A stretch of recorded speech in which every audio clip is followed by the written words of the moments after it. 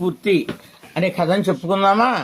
తన ఆస్థానంలో ఉండే బీర్బల్ అంటే అక్బర్కు చాలా అభిమానం. ఇది ఆస్థానంలో మిగిలిన వారికి నచ్చేది కాదురా పిల్లలు. తాము బీర్బల్ కన్నా తెలియని వాళ్ళమని వాళ్ళ ఉద్దేశం. ఈ విషయాన్ని అక్బర్ గమనించాడు. అందుకని ఒకరోజు ఏం చేశాడంటే, సభలోని వాళ్ళందరినీ ఉద్దేశించి ఇట్లా అన్నాడు, మీకు నేను ఒక పరీక్ష పెడతాను. అది ఏమంటే, మన ఆగ్రా పట్టణంలో ఎన్ని కాకులు ఉన్నాయో లెక్కబెట్టి చెప్పండి అన్నాడు. సరైన జవాబు చెప్పిన వారిని అందరికన్నా తెలియని వారుగా ఒప్పుకుంటాను అన్నాడు. అందరూ అదే అవకాశం అనుకొని తాము బీర్బల్ కన్నా తెలియని వాళ్ళమని నిరూపించుకోవడానికి కాకులను లెక్క పెట్టడానికి ఊళ్ళో అందరి ఇళ్ళకి వాకిళ్ళకి అందరూ తిరిగారా నాన్న. రాజుగారి ఆస్థానంలో ఉద్యోగులందరూ ఊరి మీద పడి కాకులను లెక్క పెడుతుంటే ప్రజలంతా ముక్కు మీద వేలేసుకున్నారా పిల్లలు. ఎవరైనా కాకులను లెక్క పెట్టగలమా నాన్న మనం?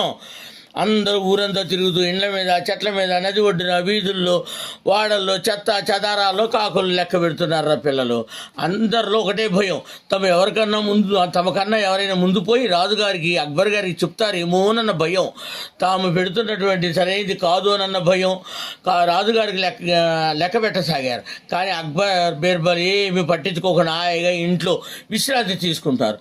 రాజు చెప్పినట్టే రానే వచ్చింది నా చిల్డ్రన్. అందరూ రాజుగారి సభలో కూర్చున్నారు. ఆగ్రా పట్ల ఎన్ని కాకులు నువ్వు లెక్క పెట్టారా అని అడిగాడు అక్బర్. ఇంకా మాకు కొంచెం టైం కావాలి ప్రభు అన్నారు అందరూ. బీర్బల్ నువ్వు చెప్పు అన్నాడు. బీర్బల్ తనకి అత్యంత సన్నిహితుడు కదా అక్బర్కి, ఆయన అంటే చాలా ఇష్టం కదా మంత్రి అంటే.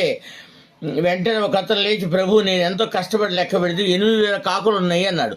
ఇంకొక అతను లేచి 5,000 కాకులే ఉన్నాయి సార్ అని చెప్పాడు రా. లేదు ప్రభు, బీర్బల్ వీళ్ళు లెక్క పెట్టి అంతా తప్పుగా ఉన్నది.